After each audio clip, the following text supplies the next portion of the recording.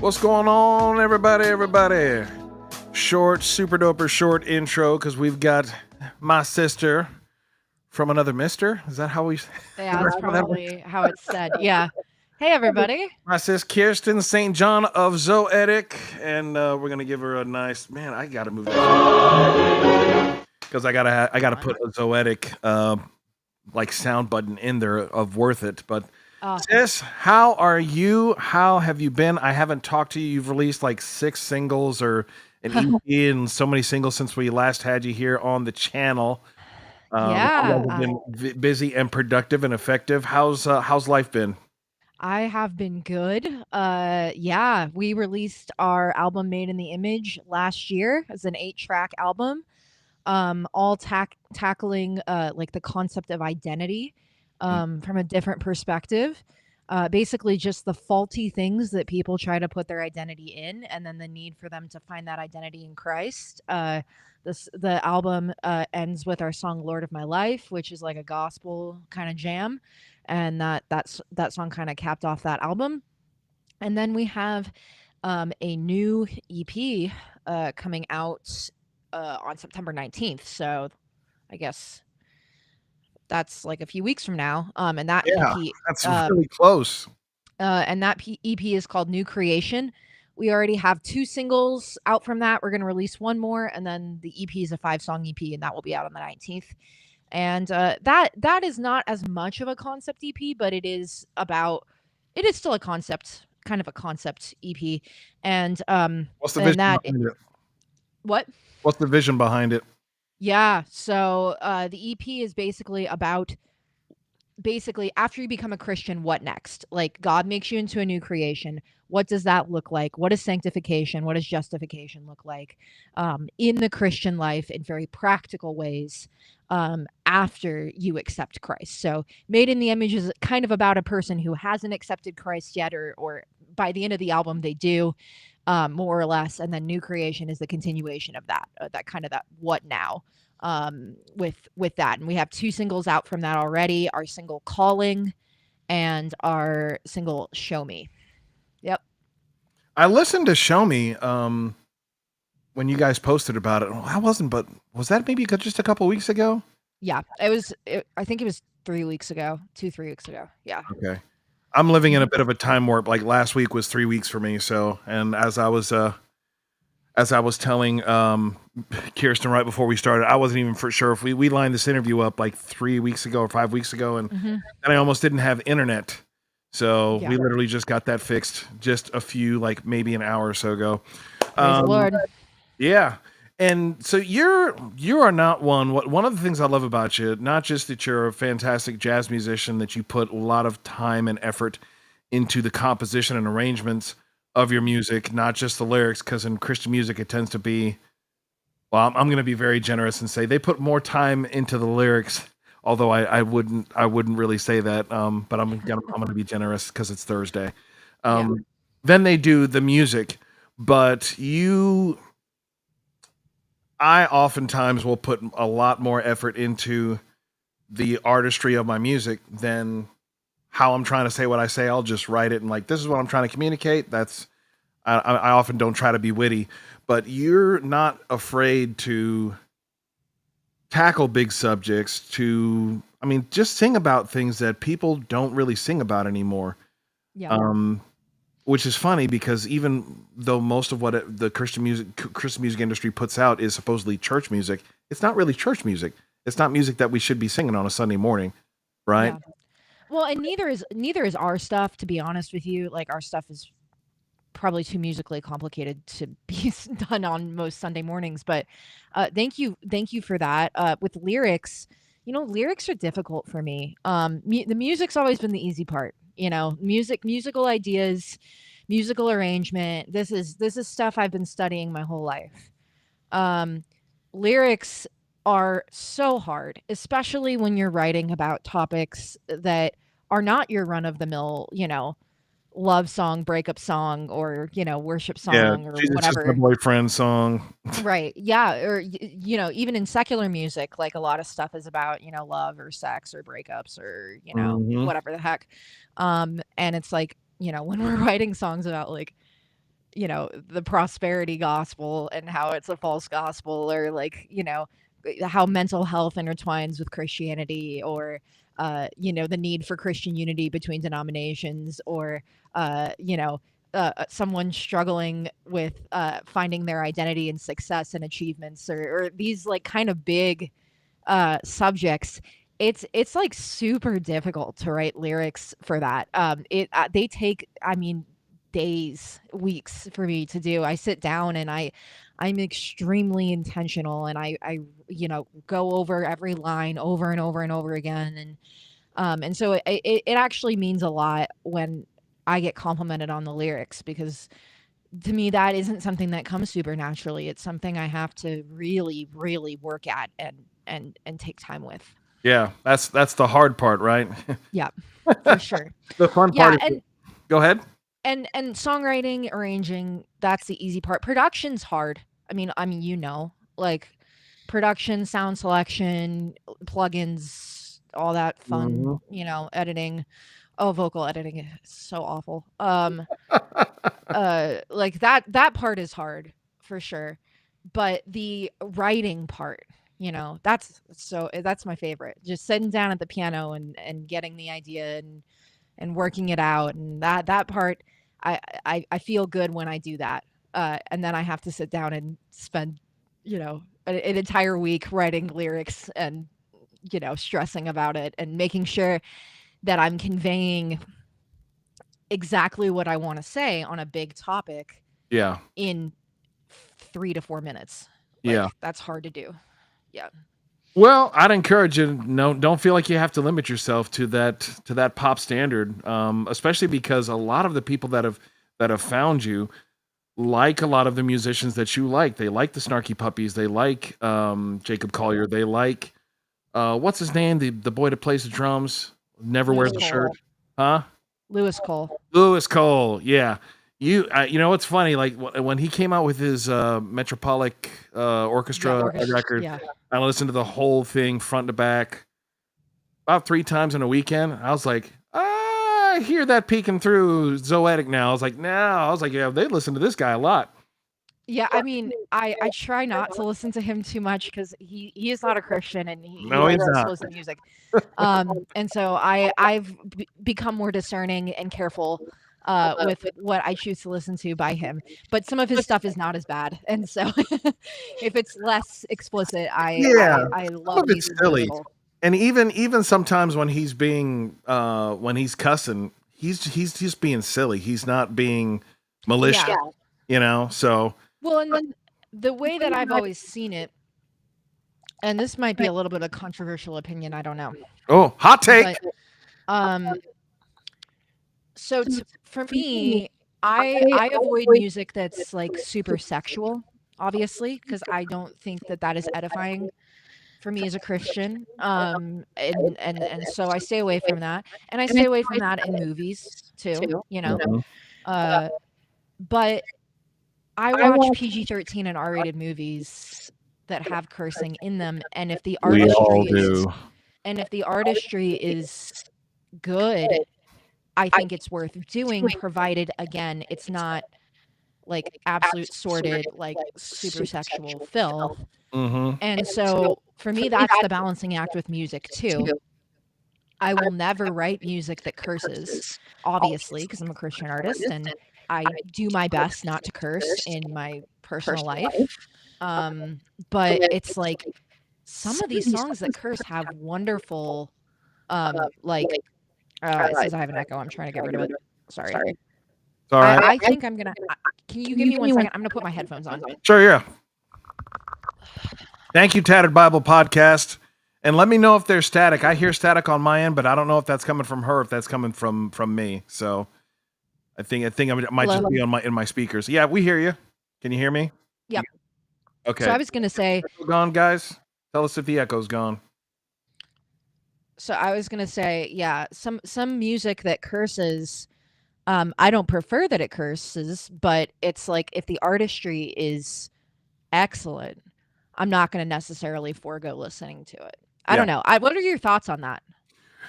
Well, it's funny. I even who was it that I was watching somebody was commenting on something, just watching, listening to YouTube while I was doing something, and he was commenting on, oh, I know who it was. It was somebody talking about the guy that was just on Joe Rogan. I guess he's an ex special forces guy that's a Christian, and he was. Is that the Calvinist guy? Yes, yeah, and Okay. everybody's, like people were praising him because he perfectly, presented the gospel, and other people were like, he didn't, he gave Joe no hope. How's Joe even hope to get saved if he's not the elect? So of course people are arguing about it. But what cracked me up was this guy was showing clips.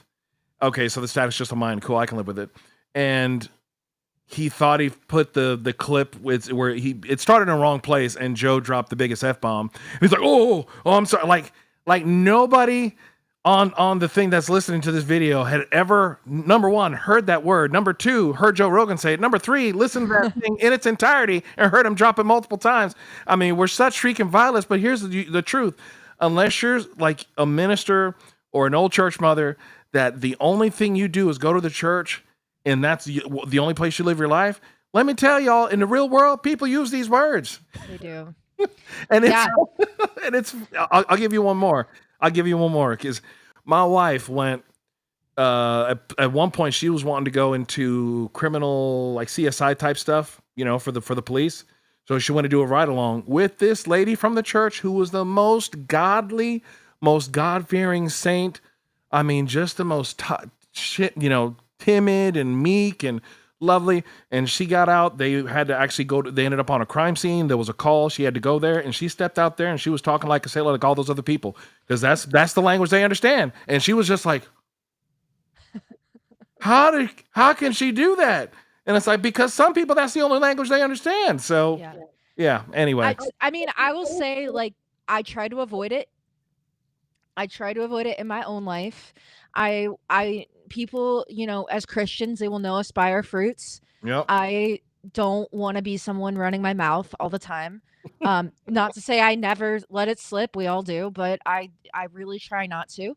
I certainly will never put it in a song. I do Yeah. know Christian artists who have done that.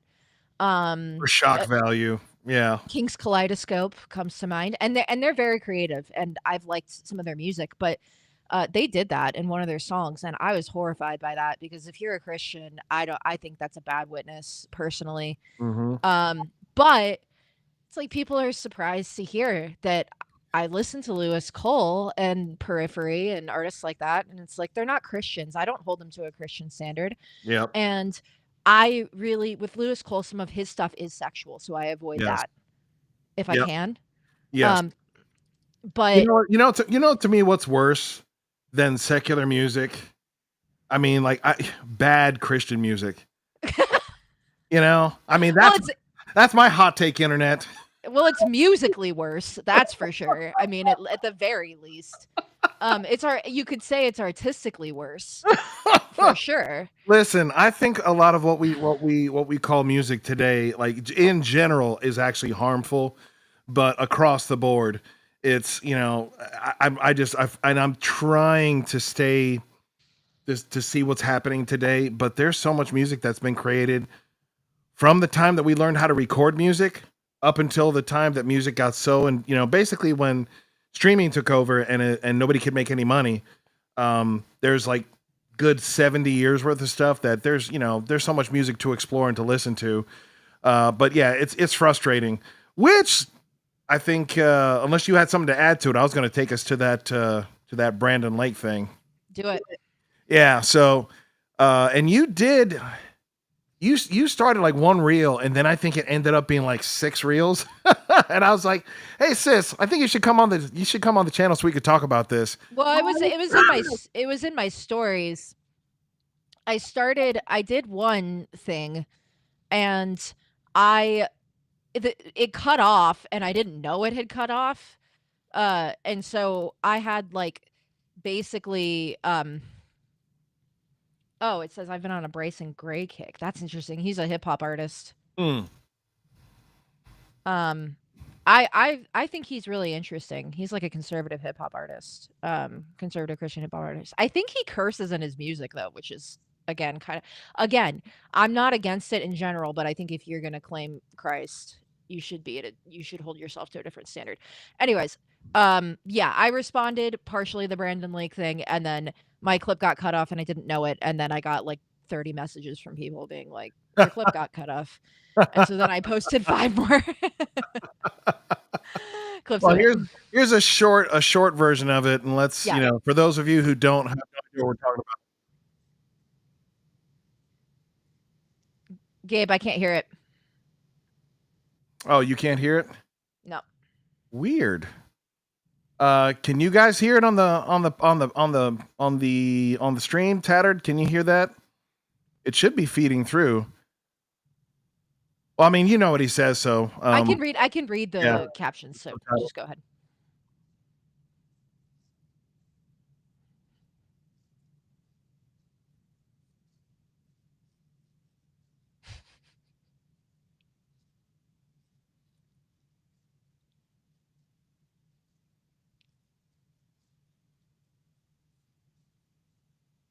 Dude, okay, first of all, I just have to stop because he put they blocked out crap. He can't hear it either. Weird. Well, okay. Well, so we all know what if you don't know, just put in Brandon Lake Bubba. That's all I put in, and that will it'll pop up. But that actually just cracked me up that it said holy C and then ... and I'm like, he didn't say the C word, and I'm like, I thought he said see you. Yeah, exactly, and I'm like, I was like, and that to me, like the see, this is the false pretentious, the false righteousness, the false holiness. And it's not him, because I'm sure he's not doing his own stuff for YouTube. I would bet dollars to donuts that this Joker's not doing it, but we're like, dude, you hang out with Jelly Roll. This guy used to deal drugs, went to jail. You know what I'm saying? Yeah. And from what I understand, there's only one person I know and I've met in my entire life that referred to crap as the C word.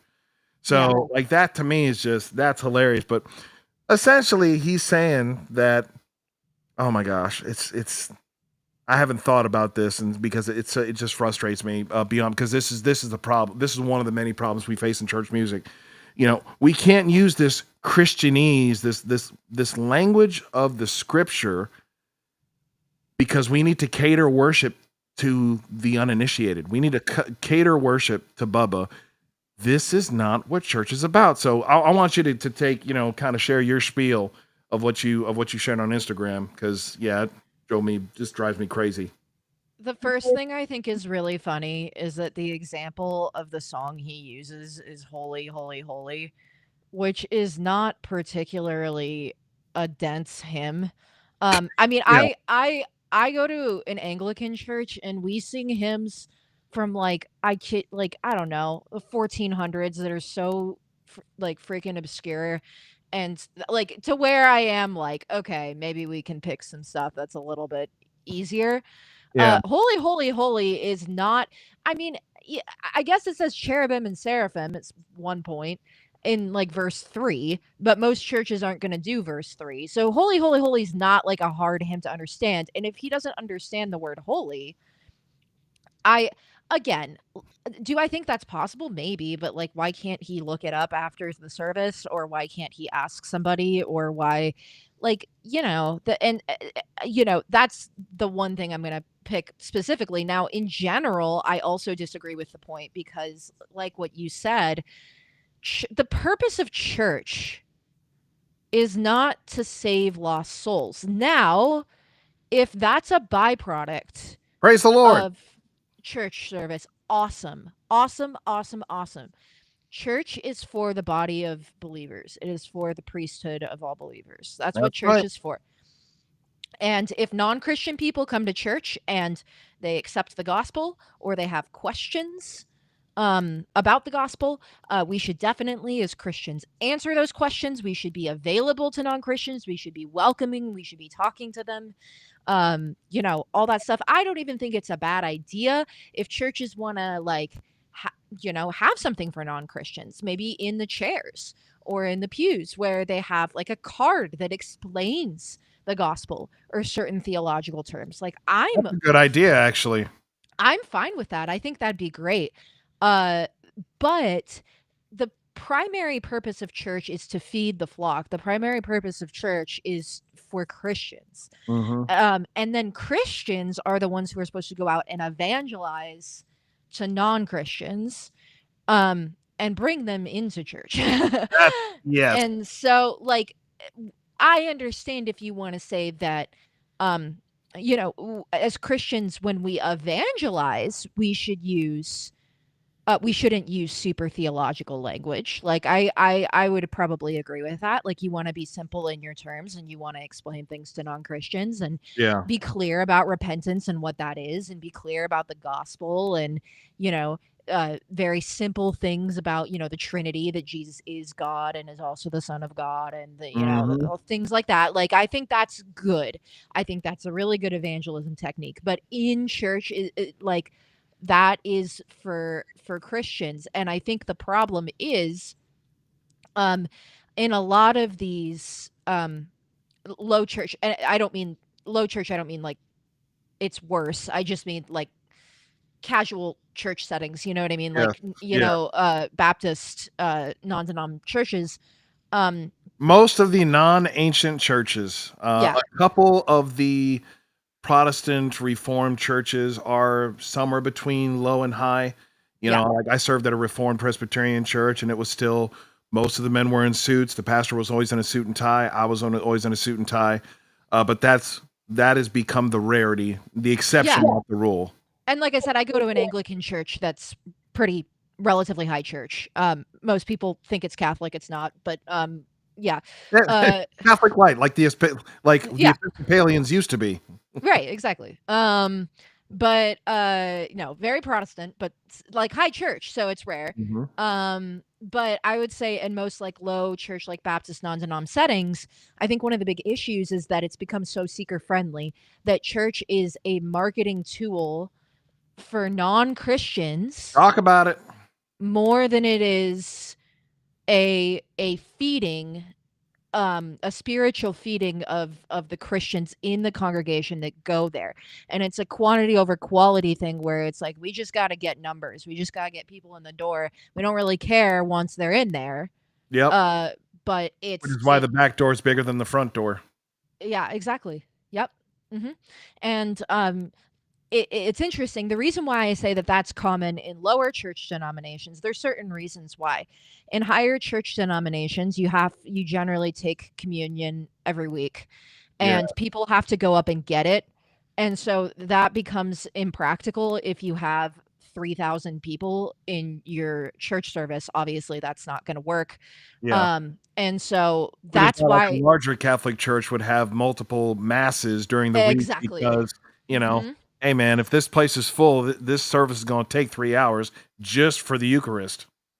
Exactly. But most of that's why it's really rare to find like an Anglican mega church. Like it doesn't really happen because it's like once churches get to a certain size, they just plant another one Yeah. somewhere else. Yes. But in low church settings, non-denom settings, churches get really big. And there can be cons to that. And I think that it just becomes so seeker friendly that it's just about getting a lot of people in the No building. matter. Yeah. It's the Vodi Bakum put it best. I don't know if you ever saw that. Have you seen that video that he did? It was at a church planning conference. It's ancient. This is like 2007 YouTube. This is when it was shown to Maybe. me. Was in like the 2004, somewhere between 2004 2007 when YouTube was very new. Okay. And he said, we've in our American nature, in that syncretist of putting the church culture, kingdom culture, and mixing it with American culture and Christian nationalism, which I'm not saying is a bad thing. I'm just saying we've mixed these two things. Yep. We have this capitalist mentality that bigger is better and biggest is best. Yes. So if if you're getting bigger and then that's the goal, that's the most important thing, and that's not the most important thing in the kingdom. He said make disciples. He didn't say go out there and get as many people as you can find. Yeah, and it's the thing that not just churches, everybody has to wrestle with in ministry. I know that I do, where it's like for years and years now, thank God, I think the Lord has worked on my heart to get me to a different spot with it. But for years and years and years, it was like, how many people can I get to listen to my music? How many followers can I get for Zoetic? That's why I wrote our song Accolades. That was the literal Yes, reason I wrote it. I was gonna, yep. Um, and so it's it's gotten to the point now where I'm just like, look, any growth that comes is the Lord's. Any people who watch is that's the Lord's. And other than that, like I just want to make good music that glorifies God. It's the quality.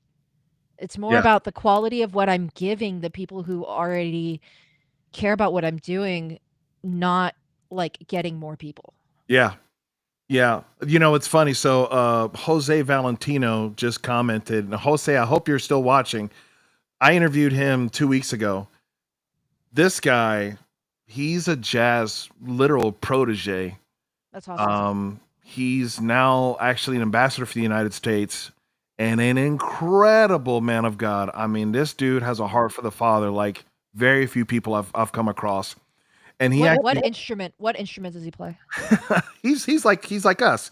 His primary is flute, but he's as prolific on saxophone, bass, keyboards, percussion. Nice. Yeah. Yeah, so very much a kindred spirit to us. I want to have a. He is here. Oh, good, because I'm going to bring up a point, Jose, from our interview a couple weeks ago that Kirsten's going to absolutely love, because you were talking about you have a, you know, you'll tolerate some things, but when it comes to anything sexual, whether in media, music, you're like, no.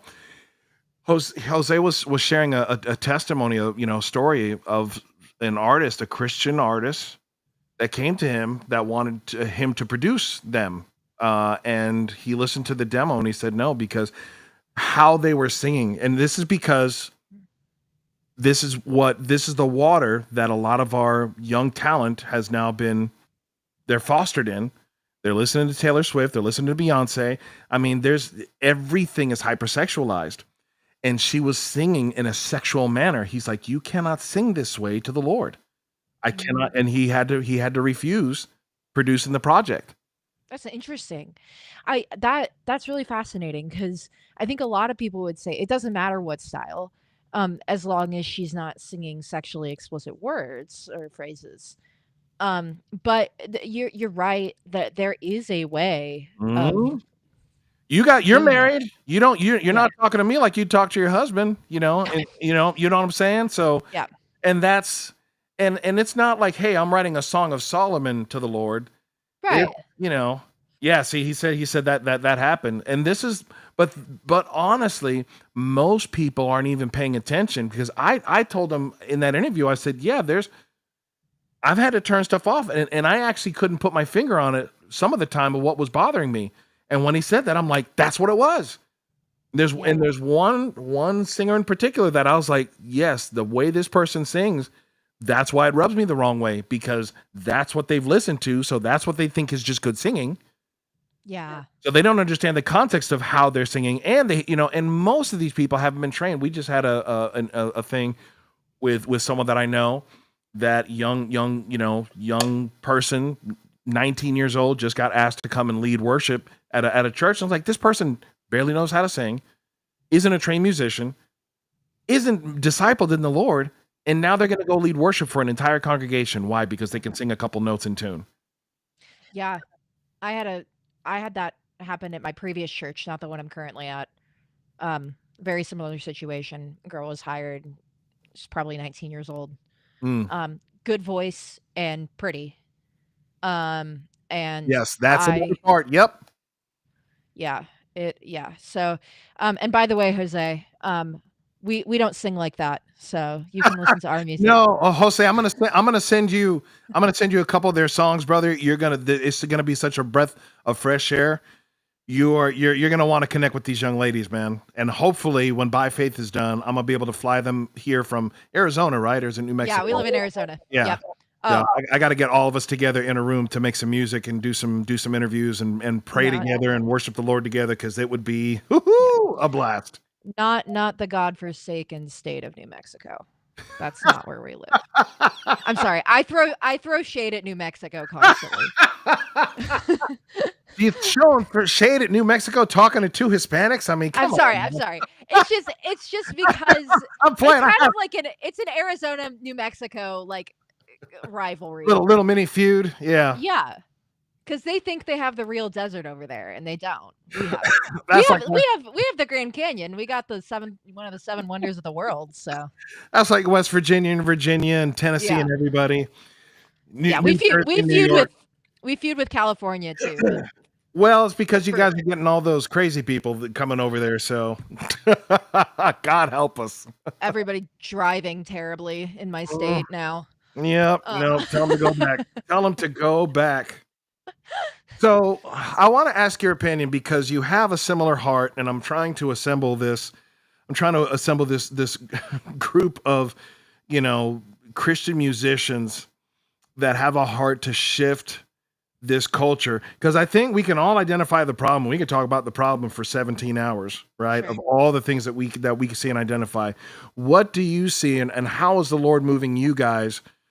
Not and you know with your music, and if you want to, if that's what comes to mind, but apart from your music, how do we move church musicians, church musicianship, church music culture out of this wilderness, out of this syncretist, worldly, clout chasing, four chord having, and I can't believe I didn't put on my Jesus deserves more than four chords t-shirt. Like, how do we get out of here? And Yeah. how do you see that? So great question. Um, Something that Emma and I just talked about doing this week and have decided we are going to do in the next year is after this EP is out and we've, marketed it for a few months and stuff like that. This is going to be a next year thing. But we're going to put out an album of jazz worship covers. We're basically going Yeah. to take Like popular the worship. Chinese, the Japanese trio kids. Yeah, basically like take popular worship songs. We've already picked them out. Some hymns as well. Good. Um, Good. but a combination of like hymns and then like I mean Modern voices. I love some like late 90s early 2000s worship songs and then also some modern stuff like obviously last decade type Mhm. stuff and we're going to make an album and we're going to film YouTube videos of us recording them and doing it in studio and the reason we're doing this is to start to bridge that gap because Amen. the problem that we've run into. So the first thing I want to say is that I do to be honest with you, I do not have a heart for writing worship music. I just don't. I like I said, I would rather write about more like difficult, controversial subjects. That's where Yeah. my heart lies. Absolutely. There's You know? a place for it. There used to be a place for it in the Christian music industry, but Yeah. hey, praise the Lord. The Yeah. Lord opened up other avenues for us to release these songs. So Exactly. So what I've realized is that we have this like fanatical audience of people who are Christians who are mostly musicians who love what we do, love the music we make. But when we post short reels or TikToks of us taking worship songs and just putting our jazzing them up. jazz Yep. spin, I think I have one saved here. I can pull up here in a second. Keep going. people go insane for that stuff and it attracts an audience that is broader than the people that have found our original music and I'm like this I think is important because if we can put our own musical spin on some of these worship songs that introduces people who are not musicians. Yeah. See if you can find the one where we Oh do the shoot, Brit. you guys won't be able to hear it. Gosh, Yeah, I you may don't not know. be able to. Well, I don't know There why that's busted. Anyway, it's right. This is one that I saved, the most musically complex Tim ever written, and I was like, we got to do a cover of this. Yeah. Yeah. I don't know if you can hear it.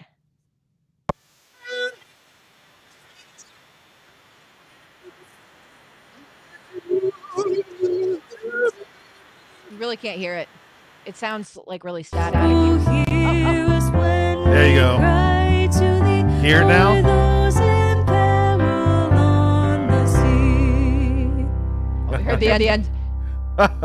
Eternal Father, strong to save, whose arm hath bound the restless wave, who bids the mighty I love those changes. And that's the original arrangement, right? on appointed limits keep, who hear us when we cry to thee. Oh. For those in peril on the sea. See, like I love your faces in that because that would be the congregation today. The reason we did. Oh, I'm echoing. Okay, hold up. I'll fix it. Keep going. The reason we did that song as a reel is because I did that. We did that song on the worship team at my church. That was one of the obscure hymns that we picked, and our worship leader, who's not me, because I have other things I'm doing, but our worship leader sent me the chart for it. And I was like, what is this? Like, this is the weirdest chart. This is, I mean, not the weirdest chart I've ever seen because I've done all sorts of jazz stuff, but like, Exactly. worship music. But for church music, yeah. What the heck is this? And we're playing it in church, and I have a very close friend who goes to my church who is not like a professional musician, and I just was looking at her face, and she was like,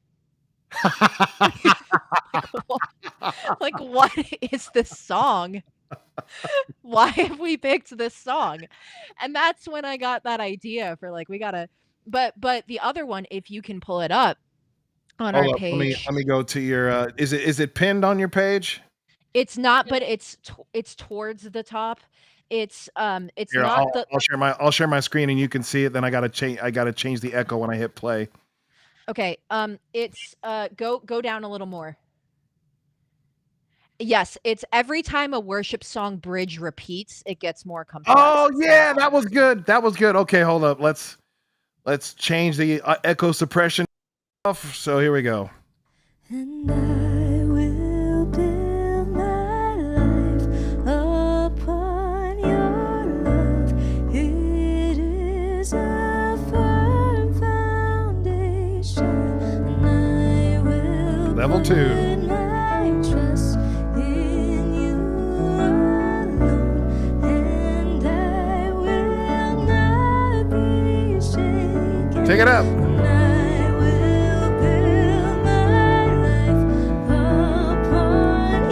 We got like what, 7 levels? 6.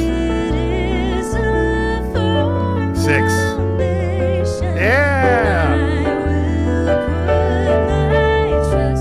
Nice.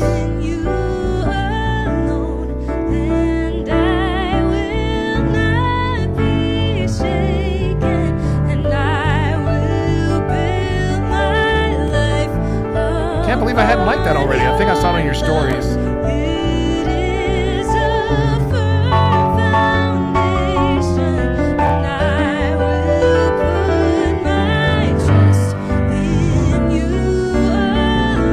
The Zoetic change.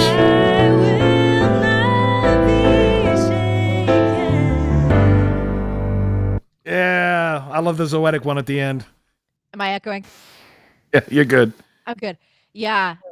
So that one, like, people were like, we need a full version of this. And people have been asking us to do stuff like that for a long time. And I've just been resisting because I've just been so obsessed with like original music, basically. Yeah.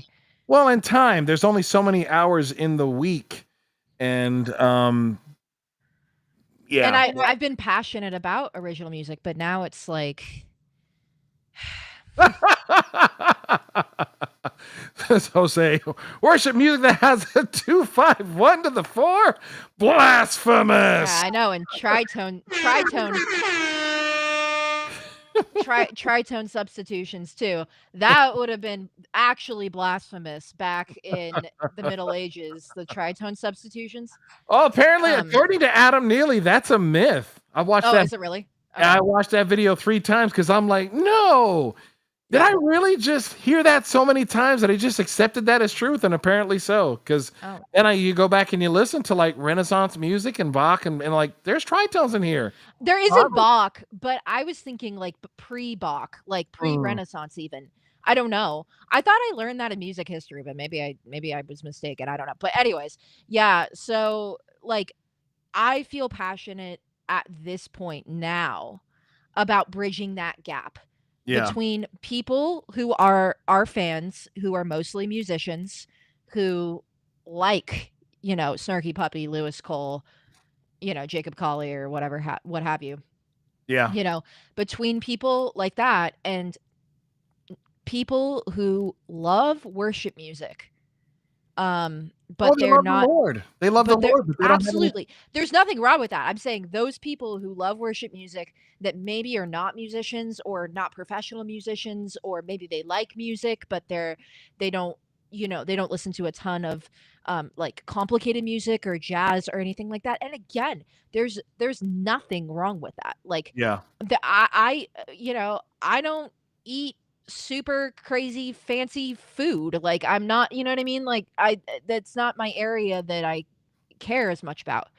And so it's like I don't this is my life, you know what I mean? But I don't want to shame people for not listening to crazy complicated music, but I Well, I think have. I no, but don't do anymore, but I used to. but if Emma and I can bridge that gap, Yeah. like if we can take worship songs that people truly love and do them in a way that is new and exciting and interesting, then to us, we feel like we can introduce people easier to our original music too. Yeah. You know what I That's- mean? It's yeah, like a that's what foot I in the wanted- door. Yeah, that's why I wanted to share these guys, which I know you're aware of these the Groove by Grace cats. This is like their last one. I put this on because I actually was gonna play saxophone to this because it's so good.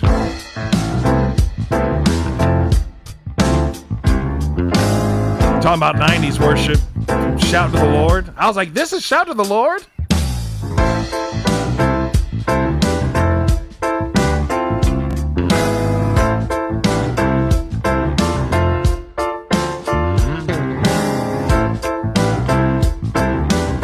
Yeah, I think I'm gonna. That's so good. Gosh, I'm gonna get the horn out. Like when we're done, when you got a piece out, I'm cutting sax to that right after we finish because I'm yeah. So I love it. yeah. When they started, I was like, and I've been following them back when I don't know they had like just a few hundred followers. I was like, oh my gosh, more of this, and sharing it with all my friends. Like, go follow this, support this. We need to get this. This needs to be at the forefront. But that's the thing, sis. There are people that even though they're not musicians, but actually, let's even put those people to the side. There's so many church musicians that are so bored, and I cannot tell you, being in the professional music industry, working musician now for 20 plus years, I've seen this at least 3 times that I could think of, one of which was in Nashville, but I've watched so many believers that are musicians stop playing in church, either because they were shamed because they actually knew what they were doing, right? So they were wanting to not necessarily even push the envelope, but actually talking about real music. And they're like, oh, I mean, dude, I had a friend of mine. I just shared the story with, Jose, I shared this with you just the other day. A friend of mine was at this mega church, mega church. And this gentleman who played piano for 3 different presidents of the United States was shamed and pushed out of the music ministry, pushed out of of playing in that church. Yeah.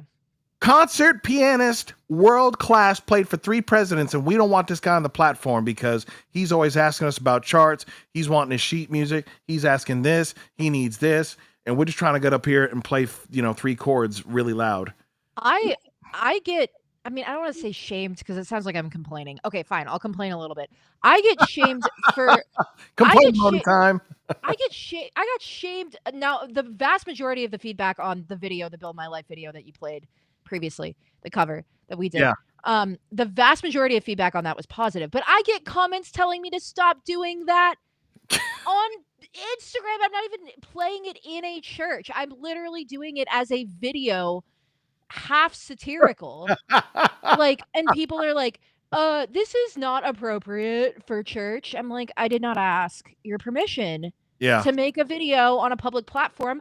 Of course, I don't go into my church and do like play at level 6. I don't do that. Okay. I don't do it because I'd get fired. Like, I would. And I do want to say, like, to some degree, reasonably so, because you don't I understand why they do it, but they take it too far. But I understand why, because they don't want to distract the congregation from the worshipful act. They don't want to make it seem like the congregation is worshiping a musician and not God, or Mind focused on a you, musician. Mind you, this is without the 400,000 million watt sound system and the flashing lights and the fog machines and the humongous screens and the skinny jeans and the stupid outfits and the $500 sneakers, right? But we don't want to draw attention to ourselves because people aren't here to look at us, right? That's what you're trying to tell us, right? That's a great point, because they will, I think, in some cases, that they are being genuine with that reason. And not all churches do all of those things. Right? Absolutely right. Yes, absolutely. So I think sometimes they are genuine in that reasoning. I think other times they're not, because you're right. They do a big, crazy production in every other way that you could possibly do it. It's obviously a show, so make it a show. Yep. Like, make it a show. If it's art, if you're doing smoke machines and you're doing lights, let me shred, because that's a show. Yeah. No. Oh, At holy that cow! point. I'm gonna read this from Jose. He wrote us. So he's got. Wow. Jose, how many? He has 3 doctorates, and I think he just got his MDiv. Yeah, he's younger than me. He's older than you, so you don't have to feel bad. But I look at him, I'm like, golly, I need to go practice and study. Like, what am I doing with my life? And he has one more. And he has one more kid than I do. Oh, wow. Oh my gosh! The contemporary Christian music landscape is increasingly marked by a troubling shallowness, both musically and spiritually. Oh, there's a great quote that I shared of his that I've had since our first phone conversation, that he talks about how music, the simplicity of music today is used to literally cast spells on people. But you'll have to go watch the interview for that, because I'd have to pull it up, but I'm reading this. But because that the shallowness, by troubling shallowness, both musically and spiritually, that hits so hard, because we have severed ourselves from the rich chronology of worship's history. The Levites in the Old Testament were not casual about their craft. They were trained in singing to the Lord, all of them skillfully. 1 Chronicles 25:7. They understood that worship was not merely a personal expression. Bubba, Brandon Lake, That's was right. not merely a personal expression, but a holy appointment requiring discipline, excellence, and the preservation of sacred tradition. Bro, man, dude, I got to find out a way to copy this, because that is just, yeah, like, you see why I love this guy. Yeah, for sure. I would love to connect with him. That's it's profound stuff, and it's true. I mean, I agree with it. It says, at most, I'm reading the other comment too. At most, churches should dim the lights. Fog machines and light shows are out of pocket. I mean, yeah. Amen. I mean, I don't like it when actually at churches, I don't like it when you can't hear the congregation. Yeah. I think if we're doing congregational worship, you should be able to hear the congregation. Mm-hmm. Yep. That makes it not a concert. Because at a concert, if I'm doing a show, like a Zoetic show or something, I mean, if I hear people sing, that's fine, but I mean, that's totally different. I want, quiet for that. But at church, like, that's not a concert. Like, we should be hearing the congregation sing. Yeah, I feel awkward if I don't hear them sing. I wonder, are we missing it? Did we leave them behind? And sometimes they're just being ministered to, but oftentimes it's like, no, the point of this is to sing, not for you guys to watch us sing. And sometimes you have to remind them, hey, look, you're not here because people are sheep, And sometimes they'll like, we'll let the pastor do the evangelism. We'll let the pastor do all this stuff. We'll let you guys do it. No. We're here to lead you in this. Yep. And I think, and I understand that the argument or the concern of, hey, we don't want you, putting a show on so that people are looking at you. Well, no. I'm just praising the Lord, and this is how I do it. That's you do it through your playing. Your primary instrument is not your voice. No. Your primary instrument is piano, and then your secondaries are bass, drums, guitar, saxophone. So that's how you praise. And to me, this is why. And for a long time, like a lot of musicians would go over and play in black churches because they could actually praise the Lord with their gift. They could actually play and not get stared at, not be thrown down, and nobody's even paying attention to them because they're not being made a show of. They're not getting all this attention. They're just getting. I did that. I did that the first 3 or 4 years out of college. I played keys at a black church, primarily. Yeah, fun, didn't you? Oh my gosh. I like it. It was amazing. Like to this day, I have never had such a fun experience on a worship team. I mean, it was unbelievable. We left the church for other reasons, but my goodness, the music was incredibly amazing. It's trying to find that. This is what Ron Canoli was doing, as Jose mentioned before. And bro, hey Jose, I need you to do me a favor. Copy both of those comments for me and send it to me in a message, because I don't know if I'll be able to save them from the podcast in the comment replays. I don't know if you'll be able to save them, and I do want to read them, and I'm going to share them on my Facebook page and put them on as an Instagram post. But he mentioned Ron Canoli. Ron Canoli was trying to do that. He was trying to take that expressiveness of black music and what the white and the Latin. He was trying to take these big three in the American church. I don't want to leave out the Asian brothers and sisters, but they're further away from us than, we got a lot of black Americans here, and Latin America's right there in the Caribbean, and Mexico and South America. So he was trying to put all those things together, and that's hard. Israel did the same thing. He tried really hard to bring those three things together. It takes work, but when it all comes together, it's so beautiful and it's so powerful and it's effective. It's effective for non-Christians too. Yes. Non-Christians, they think Christian music is really cheesy and boring. And that's why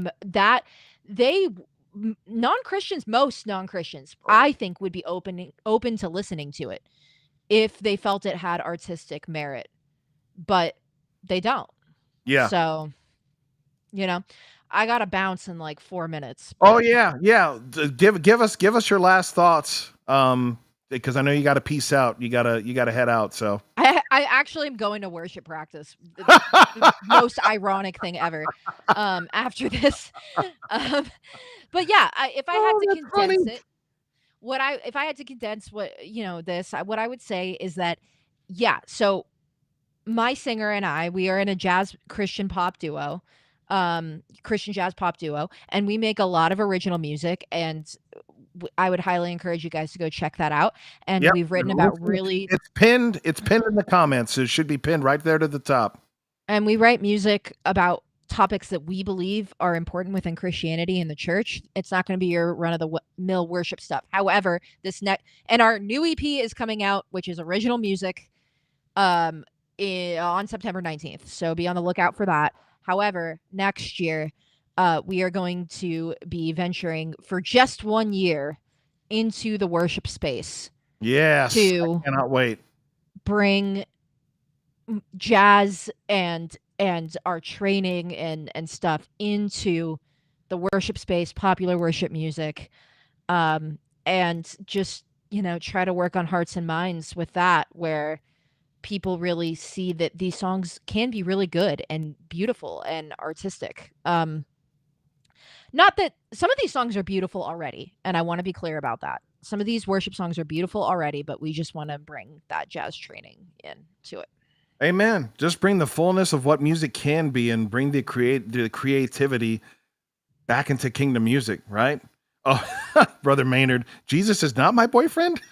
No, we don't sing about that on this EP. You can check out 2 of the singles already. They're already out. Yes. Yes, and they're fantastic. Let me tell you, my sisters over at Zoetic, they don't put out bad music. I haven't listened to anything yet that I was like, that's all right. I was like, man, that was good.